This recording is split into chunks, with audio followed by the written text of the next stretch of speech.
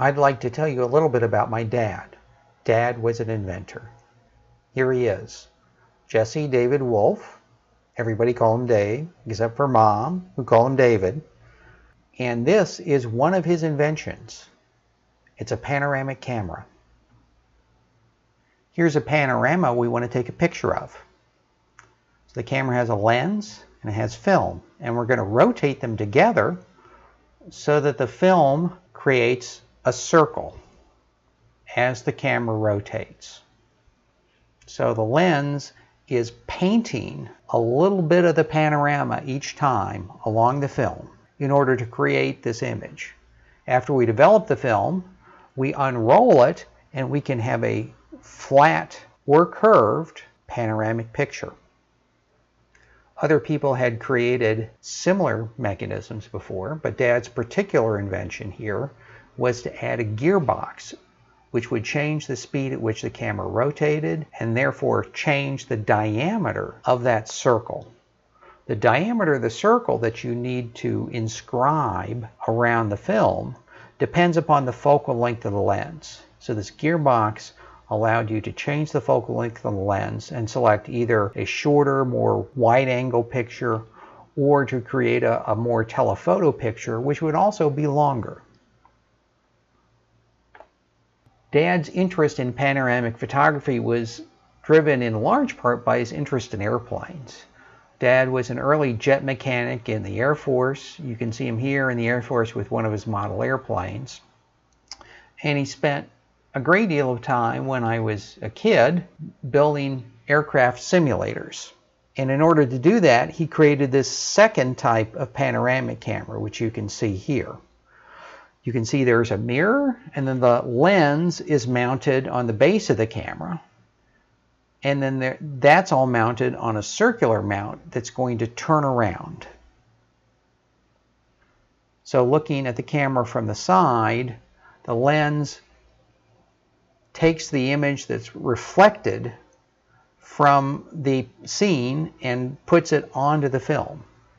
If we look from the top, we're going to create a donut-shaped picture. As that mirror rotates, it's going to paint different parts of the scene onto the donut. Now, the advantage to this type of picture is that you can project it much more easily than you could project the cylindrical photo from the first camera. And Dad, in fact, built a projector for these types of images. I still tell students that Dad spent 93 days trying to find one problem in that projector, which turned out to be a missing bolt in the middle of the rotating machinery.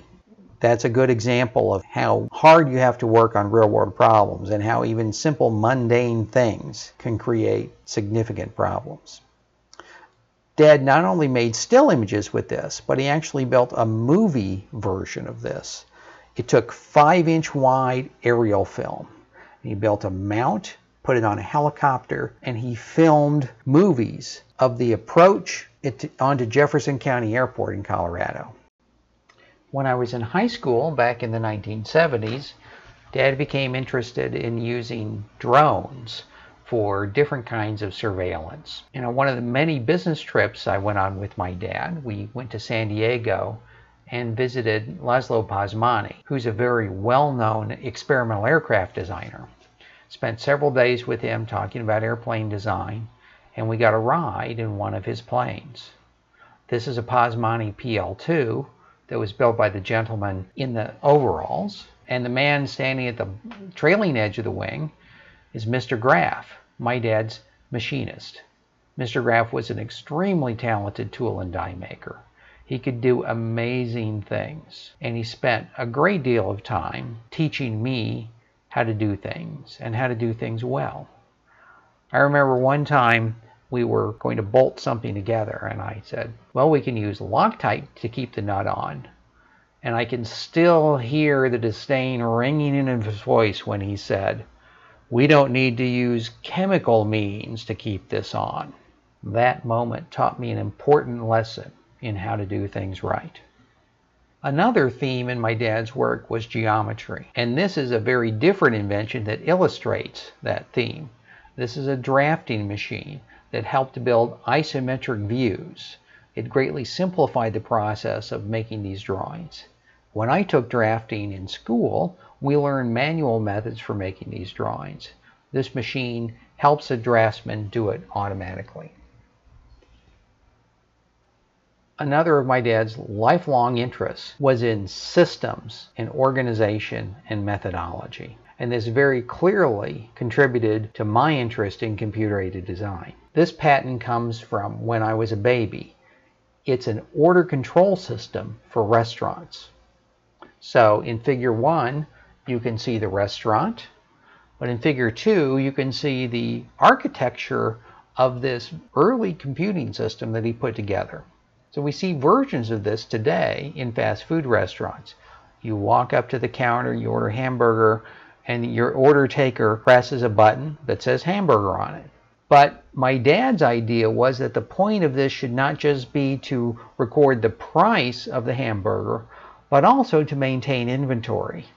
As Dad explained it to me when I was a kid, when you press that button for the hamburger, it not only orders the hamburger, it orders a replacement hamburger patty, a new bun, a dollop of ketchup, some mustard, and a slice of pickle.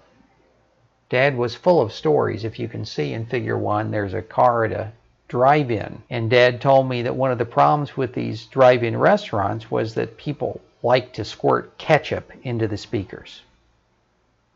Dad also told me about this invention. He said he needed to build some kind of memory for this machine. And he looked out of his window in Washington, D.C., and he saw a crew pulling copper sewer pipe out of the street. So he ran down, asked them for a piece of this copper pipe, and built his memory out of that copper sewer pipe. Dad was thinking about new inventions until the day he died. He couldn't stop thinking. One of my friends asked me what my dad was working on. I told them, I can't tell you, but if you hear a news story about an apartment building in Des Moines blowing up, that's my dad. And as you can see from this photo, he couldn't smile, for a portrait of his life depended on it. But he loved my mom, and he loved my sister and I. He took good care of us in the best way he knew how. He taught me so much. He not only taught me how to think, but he also taught me how to be a decent person. I couldn't have had a better childhood. Thanks, Dad.